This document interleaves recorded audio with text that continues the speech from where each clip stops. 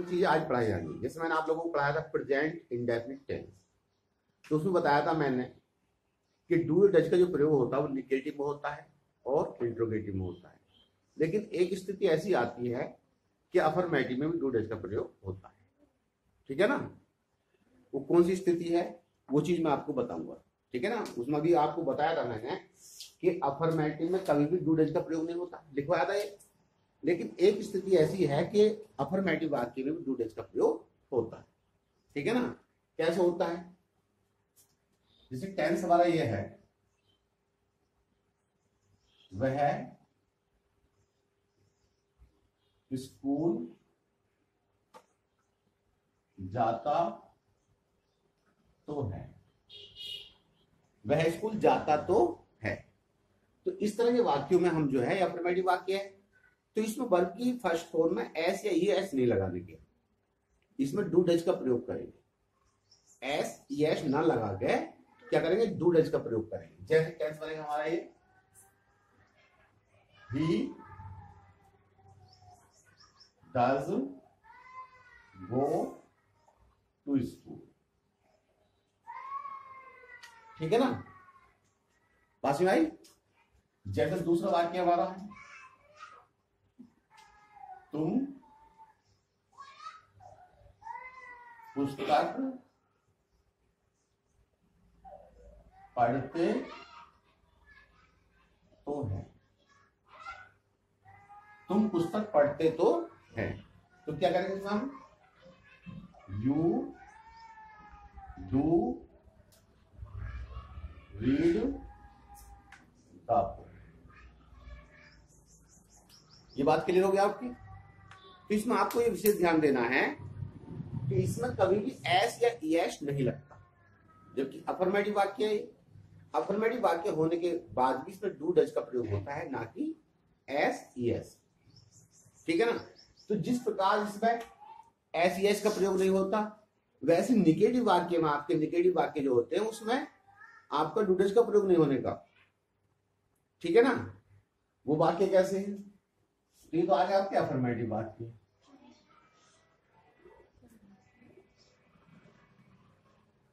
ठीक है ना? अब आते हैं आपके निगेटिव वाक्य।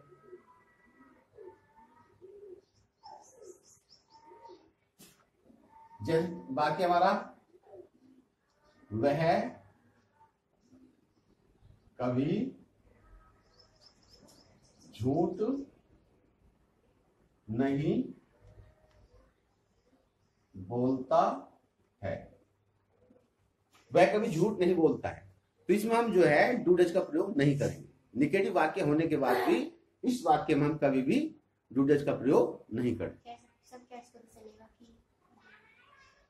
ये सब गलत नहीं आ रहा है? वो लिखूंगा वैसे, अगर आपको और देखना है तो मैं लिख के देता हूं।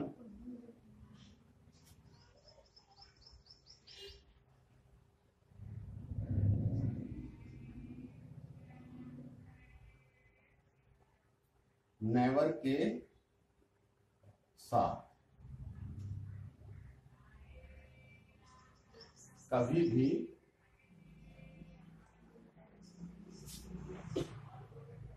डू नॉट डाई नॉट का प्रयोग नहीं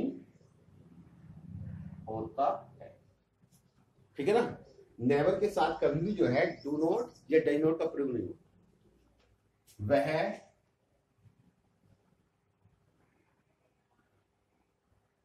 कभी भी झूठ नहीं बोलता है, वह कभी भी झूठ नहीं बोलता है। तो क्या करेंगे इसमें? He never tell. तो अब इसमें सब्जेक्ट हमारा क्या है? सिंगुलर है। सब्जेक्ट हमारा सिंगुलर नंबर में है, तो इसमें हम जो लाएंगे वर्ब की फर्स्ट फॉर्म में एस या ई एस जोड़ेंगे। सब्जेक्ट जो हमारा वो कैसा है? सिंगुलर है, और सिंगुलर में जो है वर्ब की फर्स्ट फॉर्म हम एस और ई एस जोड़े, तो इसमें क्या जोड़ देंगे, ठीक है ना, टेल ए लाइन। क्लियर हो गया बात। तुम कभी भी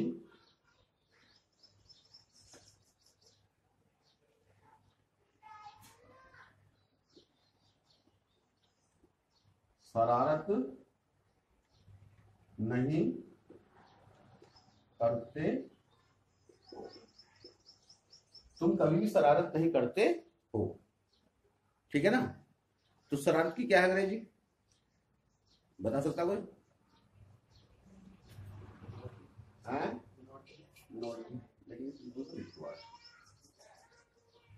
तुम कभी भी, है नी,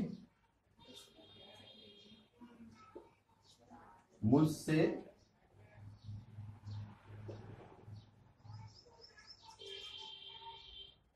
घृणा नहीं करते हो, तुम कभी भी मुझसे घृणा नहीं करते हो। तो यू आया, नेवर, यू नेवर हेट, घृणा कहते हैं। तो हमारा सब्जेक्ट जो प्लूरल है, तो प्लूरल होने के बाद ऐसे में जो है हम क्या करेंगे, वर्ब की केवल फर्स्ट फॉर्म लाएंगे, ठीक है ना, इसमें एस यस नहीं जोड़ेंगे। तो you never hate me,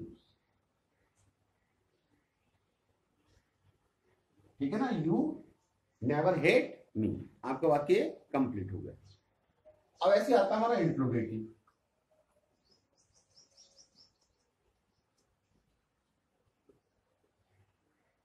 interrogative में क्या करते हैं, इंट्रोगेटिव वाक्य में जो हु वाले वाक्य होते हैं,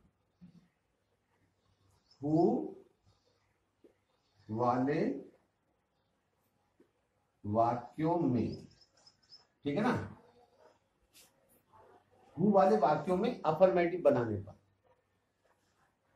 हु वाले वाक्यों में अफर्मेटिव निगेटिव ना बनाए। अगर निगेटिव नहीं बनता है, हु वाला वाक्य अगर निगेटिव बनता है, ठीक है ना, तो डज नॉट डू नॉट का प्रयोग होगा। अगर अफर्मेटिव बनता हु वाला वाक्य है तो इसमें जो है डू या डज का प्रयोग नहीं होगा। तो हु वाले वाक्य जो है, वाक्यों को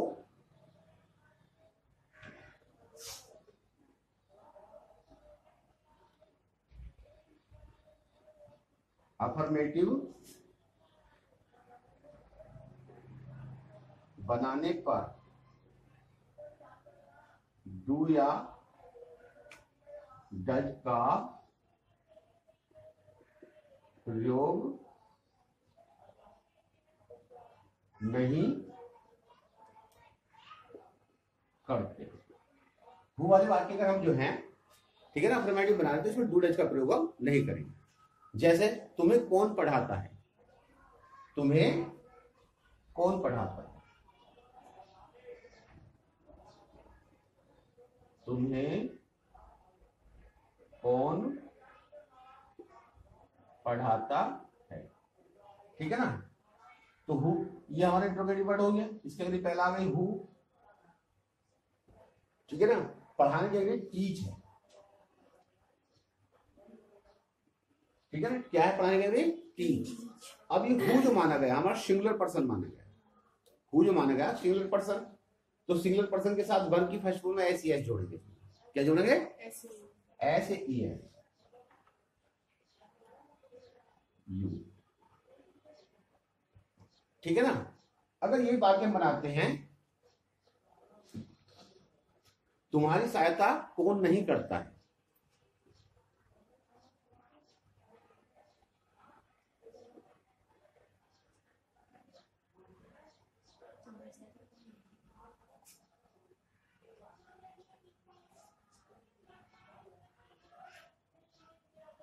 तुम्हारी सहायता कौन नहीं करता है, ये वाक्य हमारा। तो इसमें लगेगा who does not help you, ठीक है ना।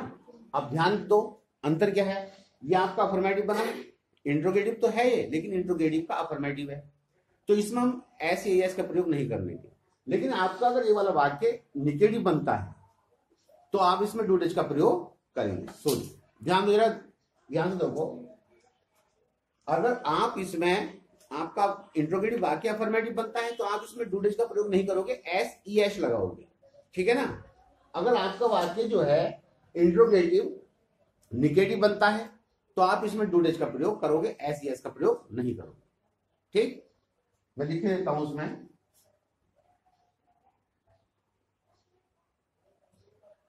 वो वाला वाक्य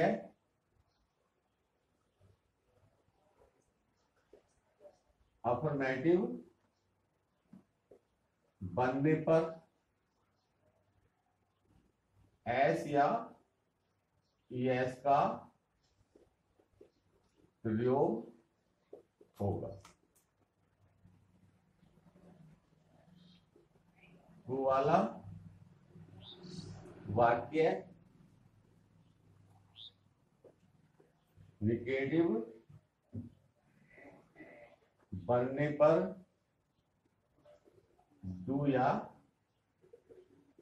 डज का प्रयोग होगा। ये बात क्लियर हुई नहीं हुई है? यहां तक बात समझ आ गई आप लोगों को? तो ये बात चल रही थी हमारी काय की प्रेजेंट इंडेफिनिट, ऐसी और वाक्यों में भी है, ठीक है ना। जो चीज मैंने छोड़ दी थी अगर एक साथ में आपको बताता तो हो सकता आप लग जाते, लेकिन अब आपको ज्यादा समझ में आया होगा। तो इसलिए ध्यान रखना है, वीडियो देखो बार बार और दूसरों को पहुंचाओ, ठीक है ना, ताकि जैसे एनजी रहे।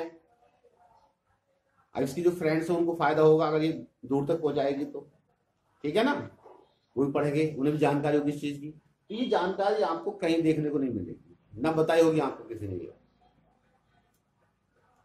उतारो।